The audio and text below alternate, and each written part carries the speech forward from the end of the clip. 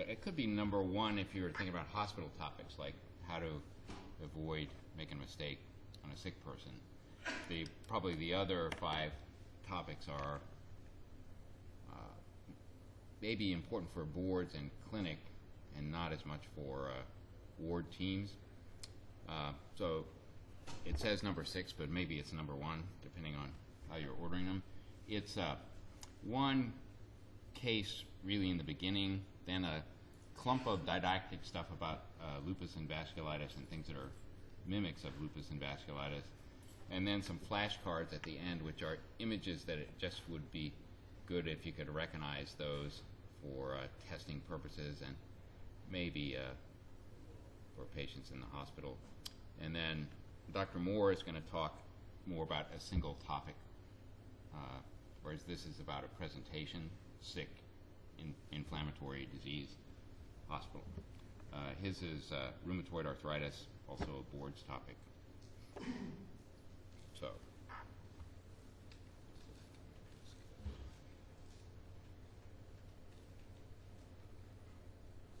So here's what we're trying to get.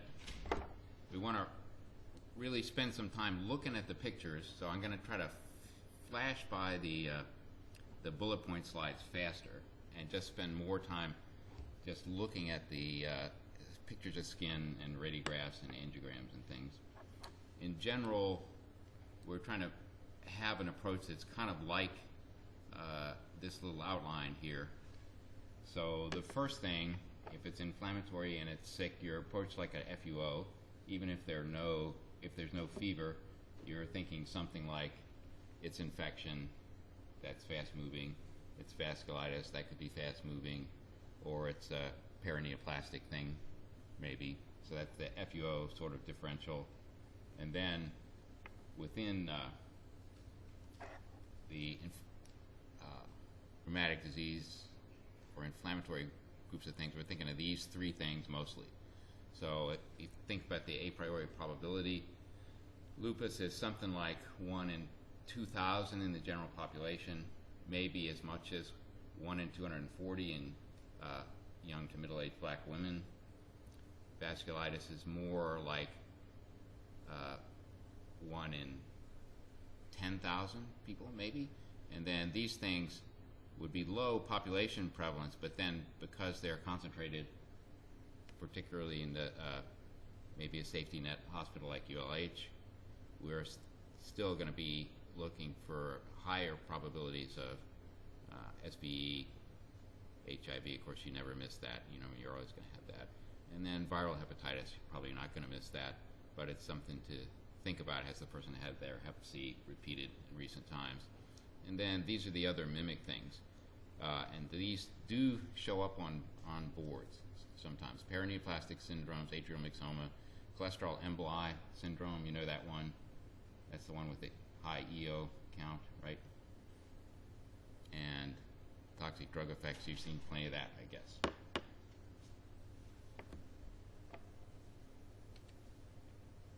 So these are something like pearls, or it's pedantic and directive, but it's still worth going over these, I think. Some of these came from the Subspecialty Society, and some of them I threw in there, and so it's difficult to know what the value of all these is, but just let's go through them. When a patient has a complex multisystem inflammatory picture, think about vasculitis and lupus.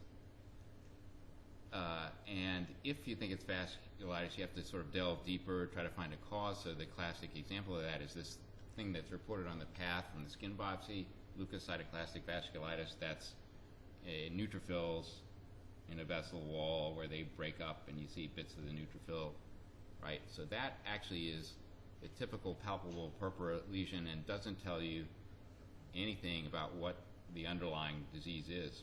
It could happen in Takayasu's arteritis, for example, rarely. It can happen in the ANCA positive ones. It can happen in vasculitis that's reactive to a viral infection sometimes. So it's helpful in the sense that you have tissue that says it's vasculitic, but it's not helpful in narrowing the differential diagnosis much. And then remember the mimics, we already talked about that, and those are all the things that you normally think of when you're on a ward in University Hospital, probably. So the first step is send a bunch of serology. We'll go over that, and then get a skin biopsy, especially things that look like bug bites, because that's the palpable purpura classic lesion. The other things that are sort of classic lesions for vasculitis are ulcers in the wrong place, urticaria that last a long time, so you have the same urticarium sitting there the next day on rounds, it's in the same place, and maybe splinter hemorrhages in the small vessel ones like RA vasculitis and lupus vasculitis. So those are the four. I should put those up here. Remember that. So splinters, palpable purpura, ulcers in the wrong place, urticaria that lasts too long. Okay. Then the second thing is image things. So this is this CTA MRA pathway, I guess. And the third thing you can do is biopsy muscle even when it doesn't seem like it's indicated. That's the way you can get vessels deeper. This will find some microscopic polyangiitis and things that you wouldn't suspect, perhaps. And that's pedantic, and we don't need to consider that. It's moving fast, like its infection is helpful. Probably if you were to think of everything in rheumatology on some sort of timeline, like how fast does the disease move, which sort of sets how the follow-up intervals are going to be outpatient, and how much threat is it in the hospital inpatient. So if you had that slide, I should have that slide, right? It should say the vasculitis ones that are ANCA positive that you're acquainted with, that's a 2-week cycle. They can go from creatinine up 2 to 12, in 2 weeks. I've seen that once at least. And the slowest would be scleroderma. That's 2 months to get any change at all, probably. And in between are the lupus and more typical disease, lupus and RA. So it could be fast moving. Keep going. Speaking of fast moving. So here's a case. So let's see if you can solve this one. Let's see. Is Tot here? No? Joey? Tot. Okay. The 45-year-old guy, you can see there's a sore throat there, which could be a red herring or could be something important. He's got some leg ulcers, maybe. Something like hematuria, maybe. Some arthralgias without arthritis, so non-palpable but migratory arthralgias. And some substance abuse. So what do you think at the end of this? I could call on Mona, right? Yeah. What do you think of that so far?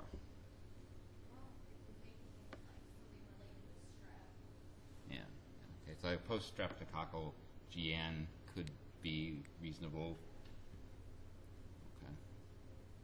So again, if you wanted to really structure it like you were stuck and you didn't think of a match like that by Gestalt, you might think, well, infectious, rheumatic diseases, and perineoplastic. Viral, yeah, it could be. It's good for a post-viral thing, actually. The hematuria is a little bit of a bother, but then he just said dark urine, so you don't know really. So here's what you got on a little closer look. So already something wrong with his lungs. So that takes away some of the diseases that don't have lung things often, like the classic polyarteritis nodosa with the large aneurysms, That's not going to affect the lungs usually. Lupus could, but it's not a common thing, and also not a common thing in a male. So one thing to think about is lupus is 9 to 1 women, right? So you could say, well, don't think about it in the male, but you could also notice that it's the most non-diagnosis of lupus in a male is the most common malpractice suit in lupus. So it's 9 to 1, but it's not 100 to 1. It's just enough of a gender disparity there to make you go to sleep until I've got particularly remembering a case which was a hematuria discovered in a pre-op workup of a kind of a young man. I forgot what his operation was going to be. It was this hematuria. The cardiology folks doing the pre-operative workup just sort of passed over it. So that's and that actually was a suit, by the way. So it's something to think about, but you don't find so much lung disease as a presentation in lupus. So maybe that's not a good lupus case. Here there's this rash is the sort of the dominant thing, other than the things that were on the first history slide there. Then you got this, right? Creatinine at 2.8 and casts, right? Plus not great oxygenation. So now what? Let's see.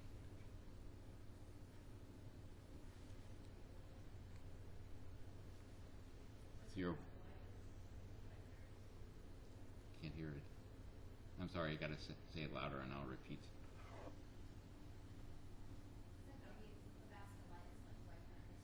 Yeah, it would be good for Wegener's, and the fact that he's just presenting a core, I mean, I don't need to tell you guys this, but the fact that he's presenting with a 2.8 and you don't know how fast that came or what the risk is that it might be permanent, that makes that kind of the focus of the case. So you might think, well, let me get a renal biopsy, or this is going to wind up being a renal biopsy, and here's something to think about. I'm not telling you for sure what to do in this case, but sometimes there are aneurysms in there, and you hit one with the biopsy needle, they lose the kidney, or they can even bleed out entirely before you can get the bleeding stopped sometimes. So in these type of cases where you think, geez, wonder if it's a vasculitis because of the skin, maybe, and here you can see maybe this is going to wind up being an ulcer here. I think this is the guy's knee, maybe, but you might want to try to get some kind of imaging of the arteries before you do a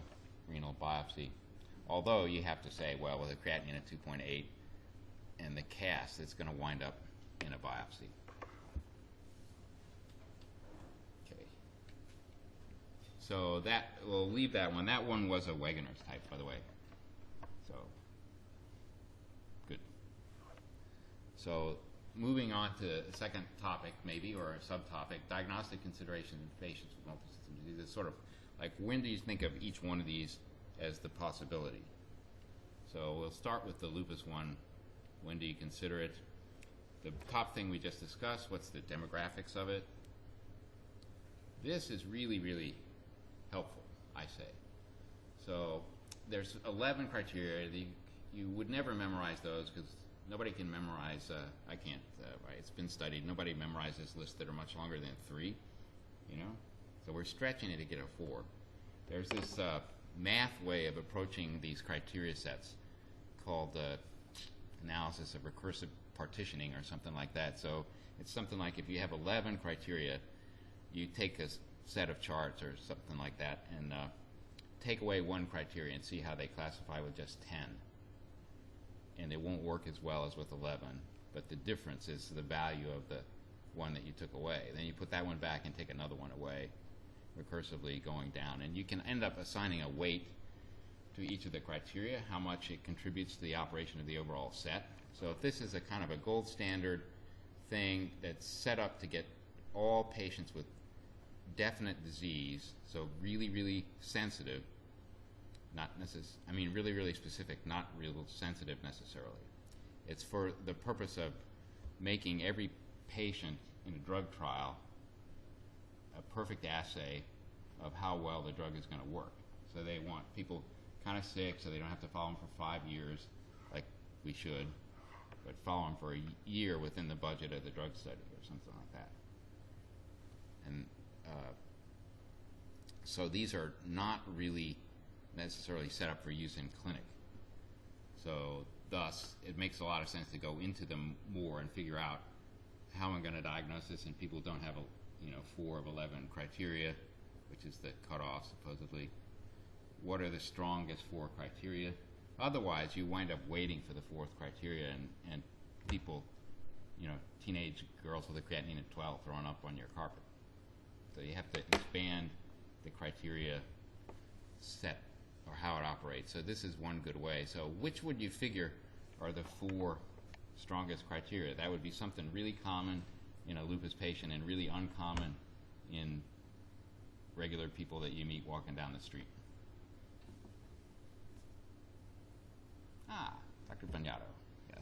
I picked on him specifically because he's volunteering from Italy, and they don't have many lupus patients. They have scleroderma patients. So. Say the first one, maybe it's A and A. Yeah, right. So the ANA, that's good. That's it's something like 10 or 15% in low titers, and Dr. Moore just gave a lecture in family practice about how that gets worse and worse. It gets worse and worse as you age. You know, the false positivity of that gets worse, but it's not real common in normal people, especially higher titers, and it's totally common in lupus, right? 95% have an ANA, and then if they don't have an ANA, they're supposed to have a Sjogren's syndrome antigen, the Rho thing, and then if they don't have that, they're supposed to have anti-DNA, and that's supposed to be totally a negative on all three of those is supposed to be totally complete negative predictive value. So that would be one. ANA. Anything else? Other candidates? Kidney function, I guess. Yeah. So if they actually have renal disease, like that guy that we just saw, actual red cells, and or biopsy they're talking about, that's very strong. And then the others you might not suspect as much. It's just the malar rash. No other sun sensitivity, no other rash is really strong for lupus, just the malar thing. And then that's the most commonly missed physical exam finding, oral ulcers. The most commonly missed lab thing is lymphopenia, but it's the oral ulcers are common enough as aphthous ulcers. It messes up the history and physical, so you find them in normals. It doesn't work as well. The thing that you wouldn't think, maybe, it's arthritis that's really palpable. It's not actually that common, or especially it's not common in people that you don't already know have rheumatoid arthritis, you know. So those are the four strong ones. Those are worth memorizing. Stretch from 3 to 4 things in the memory list. It's the ANA, it's the arthritis, it's the renal disease, and it's the malar rash. Okay, so any of those would help you pick this as part of the differential, and if you had just a couple of them and they were strong criteria, you might call that person lupus anyway, despite the fact that you don't have the 4 criteria, because you're not a drug company. You're trying to collect all the people early and treat them early. So, okay, you can skip on to this one. So the demographics, remember, women of childbearing age, everybody knows that. These are all things that would make you think about it. This is really helpful. For me, this is maybe a consultant's pearl or something, but cytopenias make lupus much more likely. Vasculitis things, it's acute phase response, white cells go up, platelets are up. So a really good rule is if platelets are down, it's lupus, it's going to be lupus. If platelets are up, it could be vasculitis. Acute phase response. And we talked about that gender disparity there.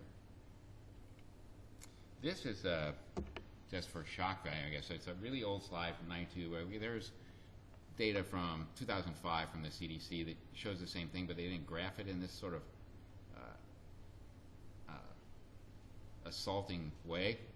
So we've kept this slide, but these are black women in excess mortality by age, deaths from SLE in some group of 100,000 or something like that. And these are other women, and these are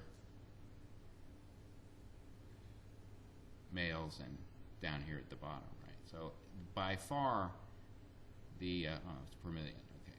So it's age-specific annual average mortality attributed to SLE. It's by far the burden of renal disease, which is not reflected in the slide, and the mortality. It's a problem that really is disproportionately loaded onto youngish black women, although you'll see the peak mortality there at like 50. You know, it's some kind of cumulative death. And do you know what the top 3 causes are of the mortality? Anybody going into renal? We got somebody who's going into renal, right? So renal disease is the top thing you would think, but actually the system works. You guys work great. It works just right. Half the time it's renal, and half the time it's death from cytopenias from drugs. So there's just enough treatment to make the iatrogenic mortality the same as the disease mortality, right? And then the third thing, which is by chance equal, is accelerated atherosclerosis. You knew about that, I'm sure. Let's see. So we'll go faster. You know these criteria, right? We just talked about the point. Those are the strong ones. I'm going to let you stare at that for a second. Making your list of 4. So this is the accelerated atherosclerosis. This is really interesting. This is really interesting, I think. This tells you, this slide, this is from Toronto, doesn't even include African Americans who have the worst risk, maybe. Much. It's from Toronto. So they're doing a stress test on everybody in the lupus clinic, basically. So what they get is, we used to call this stress MIBI. What am I supposed to call that now here? What do you call it? Nuclear stress test? Is it perfusion study? So 5% they found coronary artery disease that they kind of knew was there. You know, there are people who had doctors. They figured out by nitro or just taking the history that was there, but hadn't done much about it yet. 35% newly discovered positive on the stress perfusion study.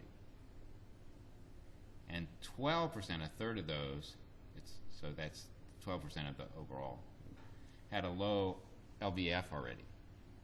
So this turns out to be as dangerous in terms of accelerated atherosclerosis as diabetes. So basically, you have to apply all the same things, you know, goofy chest pain or chest sensation or shortness of breath, things that are not actual angina, are red flags in this group of patients, the same as in diabetics. And that's where a third of the mortality comes from. So here's something everybody should see once. You've probably already seen this twice in medical school, but this is survival. It's in New England Journal study from a long time ago about survival of treated and untreated kidneys. It's the Kaplan-Meier of survival of the kidneys in people with different regimens. So cyclophosphamide or mycophenolate, we say now, up here, survives, the kidneys survive the best. Azathioprine, not as good. Prednisone, not as good. And then, of course, untreated would be terrible. This is a newer drug. It's a treatment with rituximab, which didn't pan out in randomized trials, but we know it really works great on hematologic aspects that are antibody-mediated.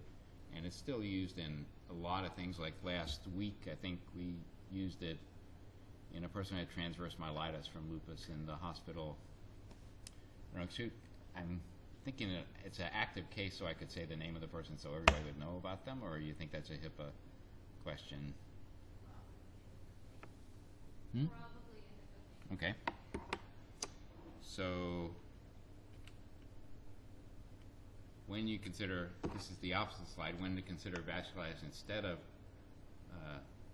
lupus would be when you get a laboratory test for vasculitis. When you're suspecting that it's a mimic like SBE, then it really comes to mind that it's going to be vasculitis also. And we can skip over the exotic tests and MRAs till we get to the flashcards. Here's some clinical features that might suggest vasculitis. It's multi-system. You got the actual fever instead of just pretending it's a fever so you can invoke the FUO differential in your thinking like I do. Thrombocytosis we already talked about. Any kidney or lung involvement's got to come up. The classic boards question for years and years is a middle-aged male with a sed rate and a foot drop. So that would be a vasonervorum, small vessel vasculitis on a nerve with it. It's a wrist drop or a foot drop, right? So that would be which ones? That's the ANCA positive group. Right.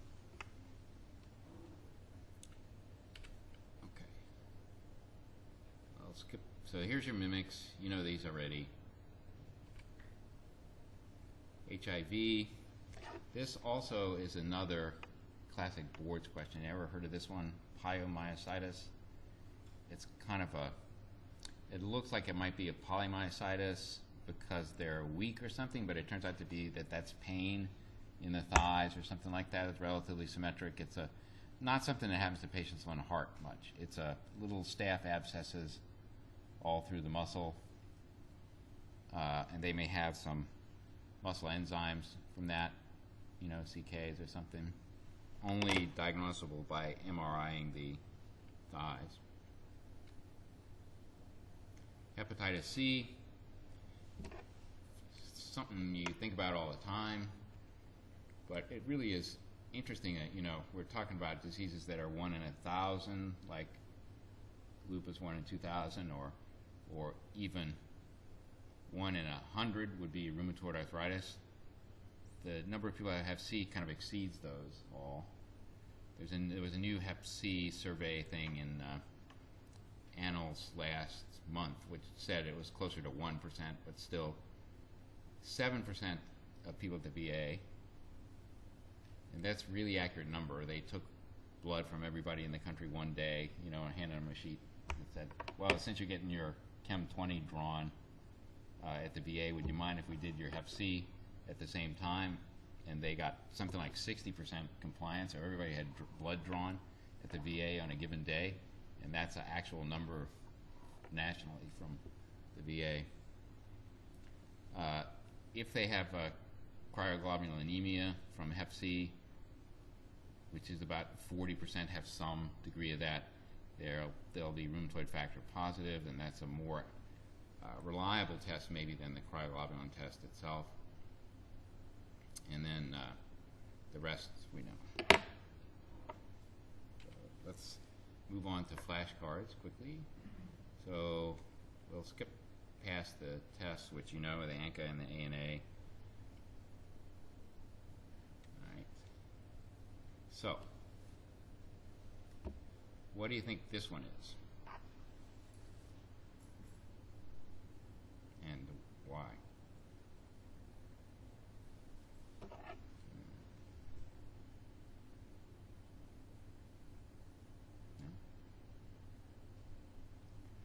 Dr. Dong knows probably. He's a professor from China who's assistant chief of staff for some big hospital system like this. It has 3,000 beds in it, she told me, which is mind-boggling to start. So this is, she's here to study lupus with you guys. And this is lupus. So a couple things that it's not really confined to the tips, which would be more the picture that you might get with emboli and with scleroderma, right? So it's a little bit more widespread than that, even though it's in the hands. It's in a woman. This finger has a look to it like it might be a mixed connective tissue disease thing, because it looks like she's lost a little pulp there, so that would be like a scleroderma component to a lupus patient, but this is in the slide set as a lupus.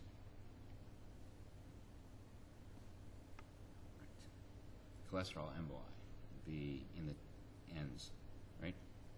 Okay, next one. So what do you think of this one? This has got a couple of characteristics which are worth noting. It's more than one digit in a row like that. So maybe it's kind of fairly widespread. Like maybe it wouldn't be a clot, which you'd expect maybe one digit first if it was clotting. It's pretty small vessels. I mean, you would easily pass that if the person didn't point it out to you. One thing you can do that reveals this kind of thing sometimes is if you just take the whole foot or the whole hand and kind of squeeze the pulse on the ends, it'll usually, or sometimes, it'll be tender when this kind of thing is happening. And whereas a normal, obviously, if you just grab them like that, and squeeze it, you don't get anything, right? So this is another lupus. Go back. So hands, and then even less severe feet. And you wouldn't be surprised if you could find some of these that were not at the very ends of the digits if it is lupus. So what do you think this one is? It's just a, yeah.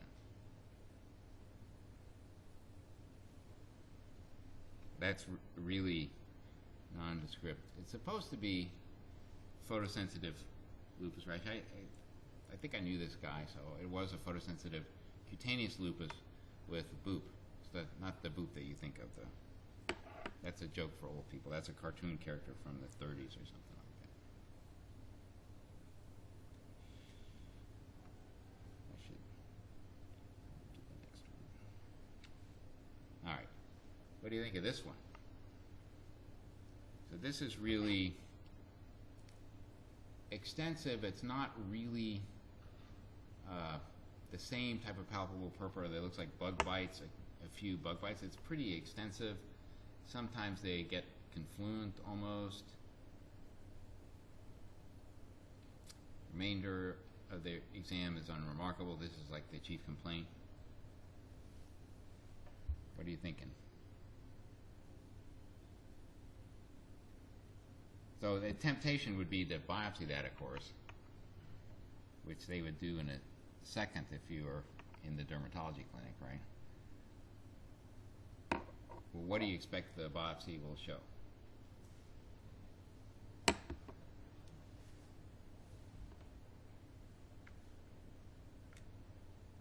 So that was an actual palpable purpura. There was a LCD, and then you get this, meaning leukocytoclastic vasculitis, so something involving neutrophils, and then these things came back. So this is a rule that people use sometimes. The SED rate's over 100. You think about vasculitis as opposed to lupus or something else. And always infection is at the top of the list when you see really high acute phase response. This person had a creatinine of 1.6 though. So there's some kind of renal component, and then the urinalysis, it sort of suggests that there's a lot of protein. No CAS in this one. And these infiltrates that are pretty discrete looking, and the skin biopsy is the LCV. So now what do you think?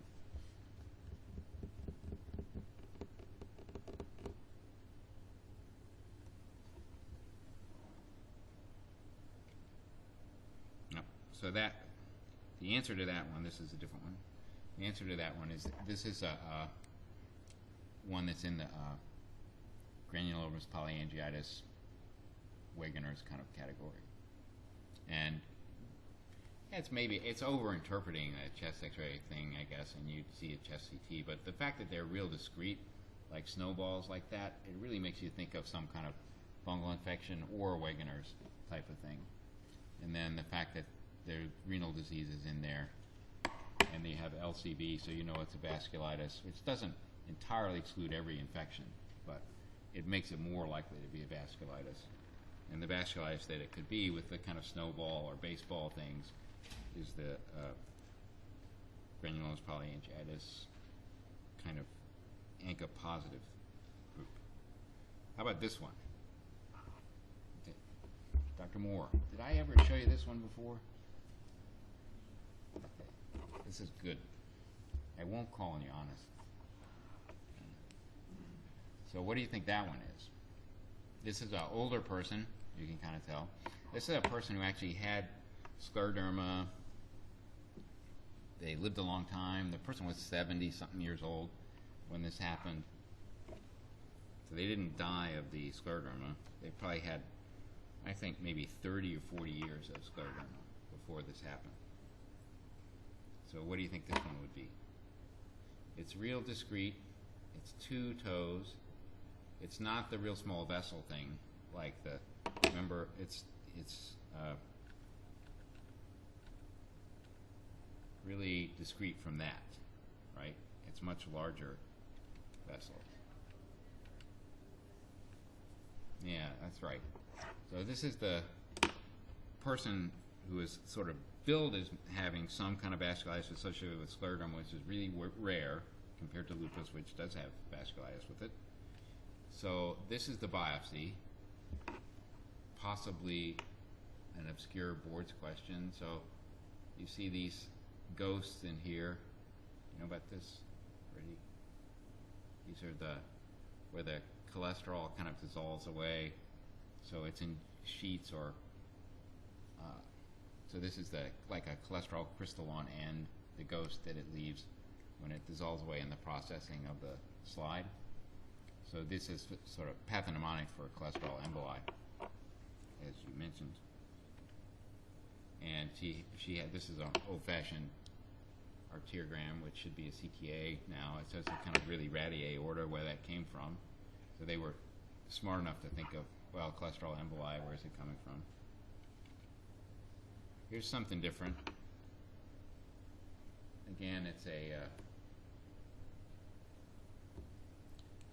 regular arteriogram. So this is a young woman, 25, with really bad hypertension and depressed LVEF, which ultimately recovered, actually, which happens sometimes in younger people, right?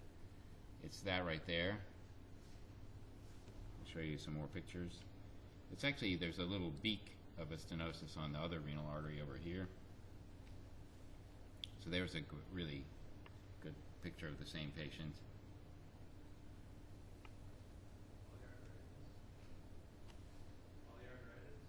So if he had some good aneurysms in there,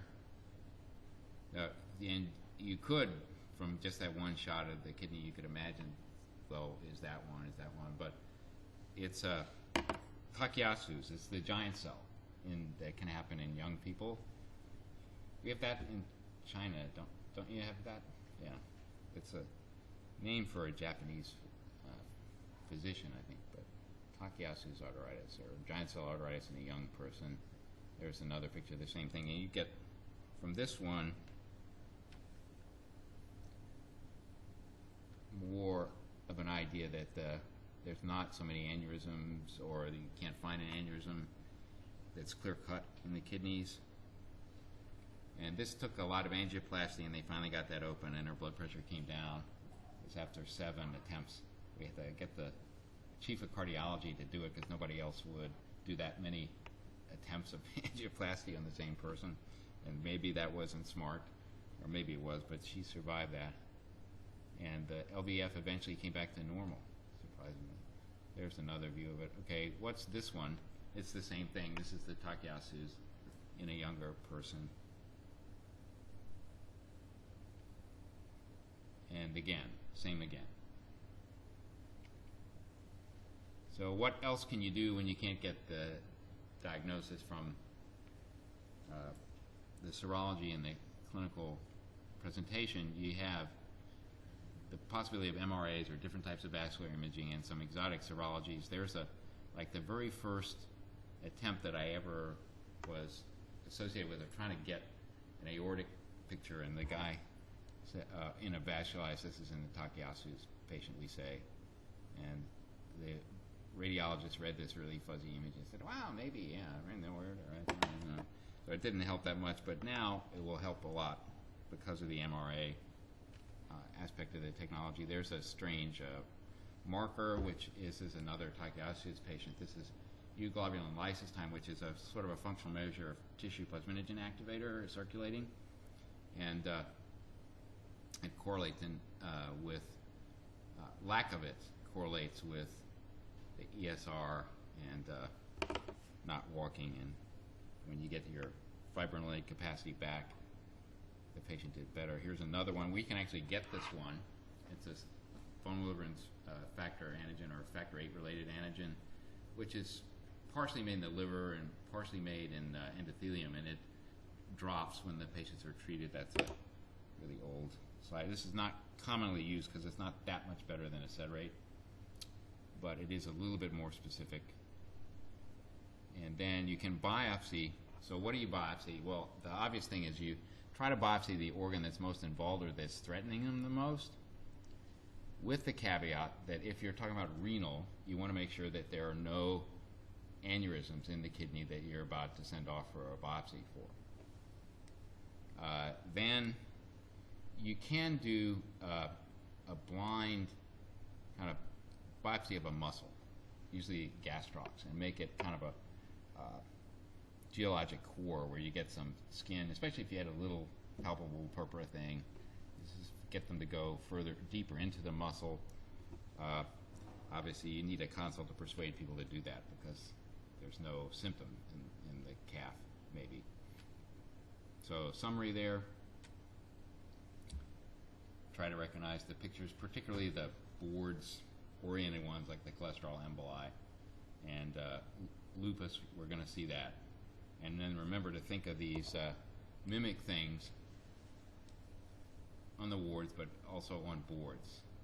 Paraneoplastic syndromes, cholesterol emboli, these drug effects everybody knows, Hep C, and of course everybody's got to have a HIV test in this situation, systemic inflammatory disease. So, Dr. Moore, are you ready for the rheumatoid arthritis one?